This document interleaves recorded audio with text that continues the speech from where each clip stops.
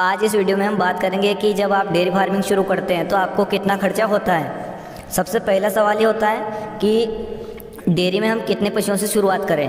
तो शुरुआत का ये है कि आप बिल्कुल कम पशुओं से शुरुआत करो ताकि आपको एक्सपीरियंस हो जाता है। इस वीडियो में हम 2 गाय और 2 भैंस के बारे में बात करें, यानी कि कुल टोटल 4 पशुओं से अगर आप शुरू करते हैं तो आपको कितना खर्चा और उनसे कितनी इनकम आपको होगी। और आपको मैं बिल्कुल सही बतौर फार्मर ये जानकारी आपको दूंगा, यानी कोई कैलकुलेशन हम नहीं करेंगे, परंतु जो प्रैक्टिकल जानकारी है वो इस वीडियो में आपको मिलेगी। तो वीडियो को आप पूरा ज़रूर देखें। सबसे पहला खर्चा जो आपका होता है वो होता है पशु खरीदने पर, ठीक है। तो इसमें हम आपको 2 गाय और 2 भैंस बताएंगे जो कि नॉर्मल जो होते हैं पशु, मिडिल वो पशु आपको खरीदने होते हैं। यानी कि जो भैंस का जो दूध है मैक्सिमम दूध 13 से 14 लीटर प्रतिदिन का होना चाहिए, ठीक है। और गाय का दूध मैक्सिमम 20 लीटर तक प्रतिदिन का होना चाहिए, जो कि एचएफ गाय आराम से दे देती हैं। तो भैंस की जो कीमत होगी आपकी, एक भैंस की कीमत 90,000 रुपये होगी। तो 2 भैंस आपको 1,80,000 रुपये की पड़ेगी, जो कि प्रतिदिन का 13 से 14 लीटर दूध देती हो, ठीक है। और गाय की कीमत आपको 20 लीटर जो गाय दूध देती है प्रतिदिन का, यानी कि 10 लीटर टाइम का, तो गाय आपको सस्ती मिलती हैं। तो गाय आपको 50,000 रुपये की मिल जाएगी, ठीक है। तो 1,00,000 रुपये की आपको 2 गाय आएगी। कुल खर्च आपका 2,80,000 रुपये हो गया। और अगर डेयरी शेड भी आप नया बनाते हैं तो उसमें भी आपको लगभग 50,000 रुपये का खर्चा डेयरी शेड पर होगा।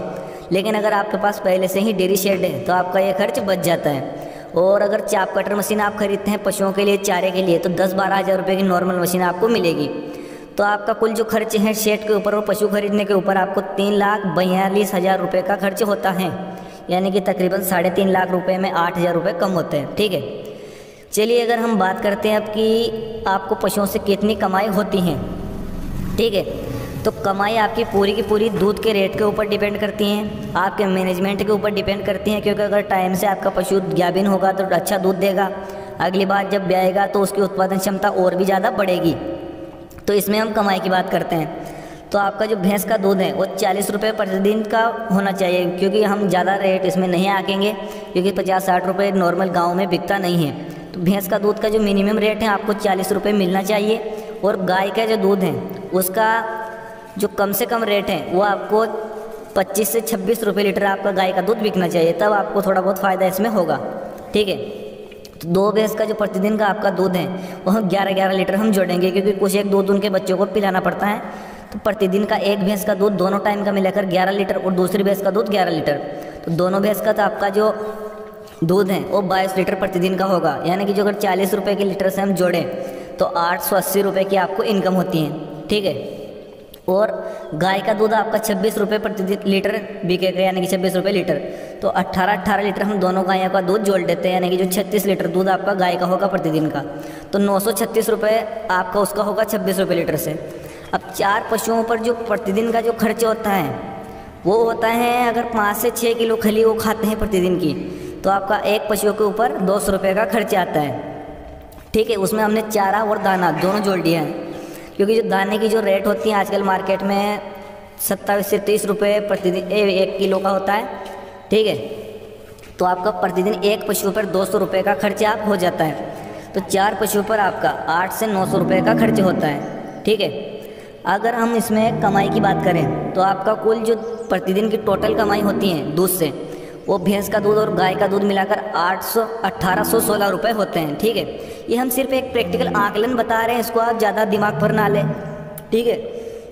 तो अगर खर्च हम निकाल देते हैं तो आपको 800 रुपये प्रतिदिन के बचते हैं, ठीक है। 1816 रुपये से अगर 1,000 रुपये भी हम खर्चे के निकाल दें तो आपको 25,000 रुपये महीने की इनकम होती है 4 पशुओं से। और खर्चे हमने ज़्यादा से ज़्यादा बताए हैं इसमें आपको, और इसके अलावा कोई भी खर्चे अलग नहीं होगा, ठीक है। इसमें आपको कोई भी अलग से खर्च नहीं होगा। अब जो हमने कमाई की बात की है ये आपको पूरे साल भर नहीं होगी, ठीक है, क्योंकि पशु आपका गाभिन भी होगा और ड्राई भी होता है, ठीक है। अगर बीमार हो गया तो आपको नुकसान भी हो सकता है, यानी कि अगर आपका मैनेजमेंट सही होता है तो पशु टाइम पर गाभिन हो जाता है, टाइम पर आपको अच्छा दूध देता है, तो आपकी यही इनकम हर साल बनी रहती है, ठीक है। अब इसमें जो एक्स्ट्रा इनकम होती हैं वो आपकी खाद से भी होती हैं, और जो आपके जो गाय के जो बच्चे होते हैं, भैंस के जो बच्चे होते हैं, उनसे भी आपको अलग इनकम होती है। और साथ ही साथ आप अपने फार्म पर ही नए पशु तैयार कर सकते हैं। तो आपको डेयरी के लिए सबसे पहले जो चारा है वो भी उगाना पड़ता है अपने खेतों में, तो आप वो भी उगाएं और सही मैनेजमेंट के साथ में आप पशुपालन करें, ठीक है। और अगर आपके पशु का आप मैनेजमेंट सही करते हो तो आपकी कमाई बिल्कुल बरकरार बनी रहेंगी। तो आपको इसमें काफ़ी अच्छा मुनाफा होगा और काफ़ी आगे तक आप अपने फार्म को ले जा सकते हैं। तो उम्मीद है आप लोगों को जानकारी पसंद आई होगी और वीडियो आपको अच्छा लगा होगा।